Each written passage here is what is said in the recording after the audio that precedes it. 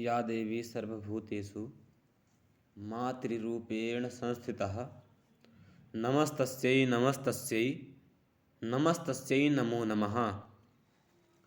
हम लोग रघुवंश महाकाव्य के प्रथम सर्ग का अध्ययन कर रहे हैं और इसमें हम लोगों ने 6 श्लोकों का अध्ययन किया, जिसमें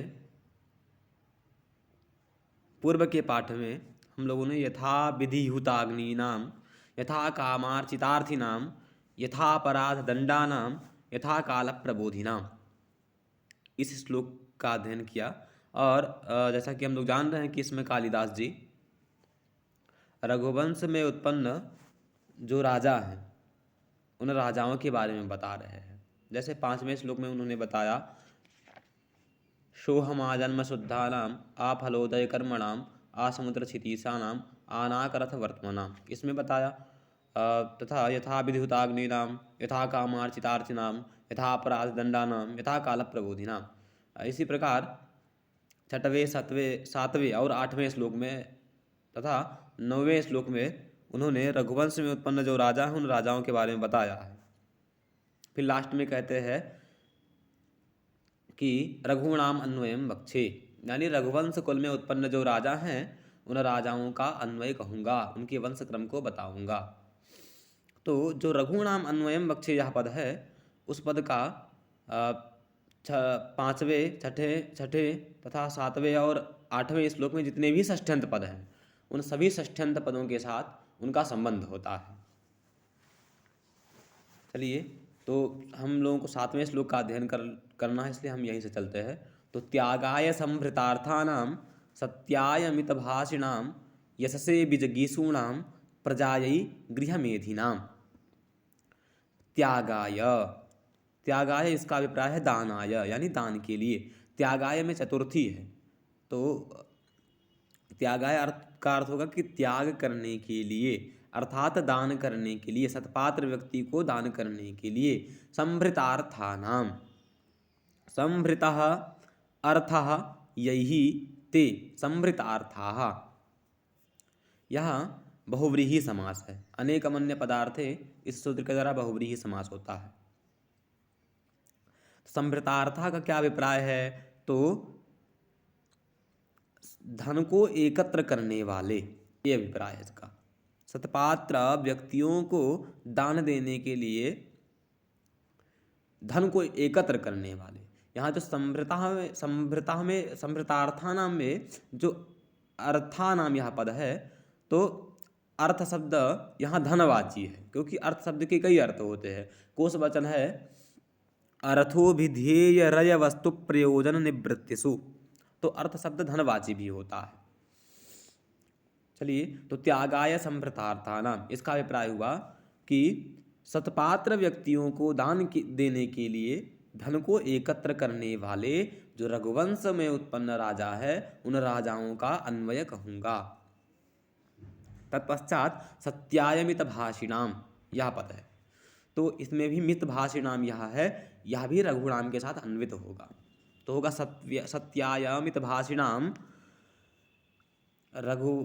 रघुणाम अन्वयम वक्षे, अर्थात सत्य के लिए मितभाषी जो होते हैं। मितभाषी का अभिप्राय है तो इसको जानते हैं। तो मितम भाषन्ते तच्छीला इति मितभाषिणः, तेषाम मितभाषिणाम अर्थात अल्पभाषणशीलानाम, यानी जो अल्प बोलने वाले होते थे, सत्य के लिए उनके मुख से सत्य ही निकले, इसलिए वो अल्प बोलते थे।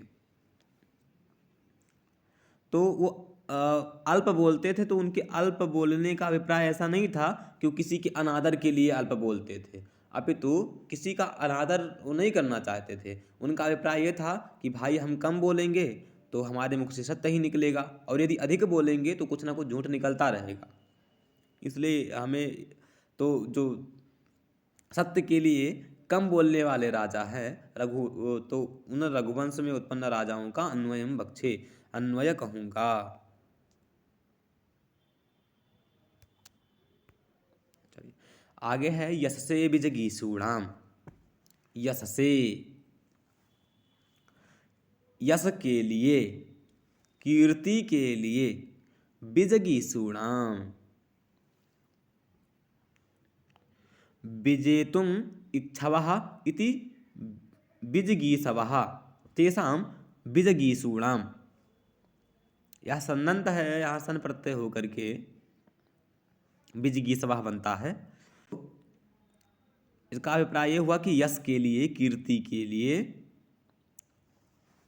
विजय की अभिलाषा रखने वाले, विजगीषूणाम विजयाभिलाषिणाम, अर्थात कीर्ति के लिए विजय की अभिलाषा करने वाले रघुवंश में उत्पन्न जो राजा है उन राजाओं का अन्वयम बक्षे, अन्वय कहूँगा। इसके पश्चात प्रजायै गृहमेधिनाम,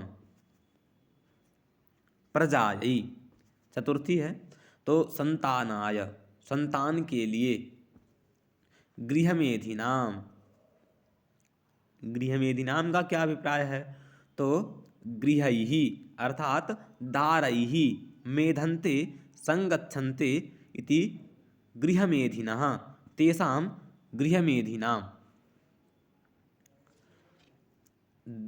दारा मतलब होता है पत्नी, तो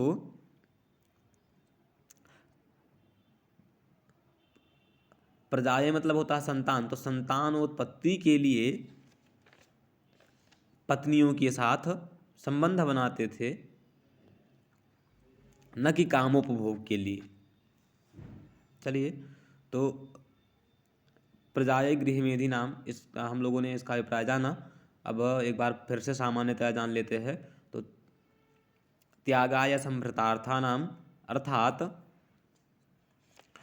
सत्पात्र व्यक्तियों को दान देने के लिए धन का संचय करने वाले, तथा सत्यायम इति भाषिणाम सत्य के लिए कम बोलने वाले, तथा यशसे विजगीषूणाम यश की स्थापना के लिए विजय की इच्छा रखने वाले, प्रजायै गृहमेधिनाम और संतानोत्पत्ति के लिए पत्नियों से कामोपभोग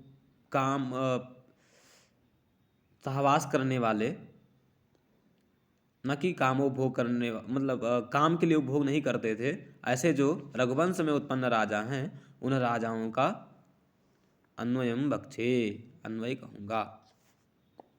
तो इस श्लोक में रघुवंश में उत्पन्न राजाओं के 4 विशेषण दिए गए हैं, जिससे क्या ज्ञात होता है कि उनका परोपकार कैसा था। सत्यवादी होते थे, यश की अभिलाषा वाले होते थे और जितेंद्रिय होते थे। चलिए, आज इतना ही, फिर मिलते हैं अगले पाठ में।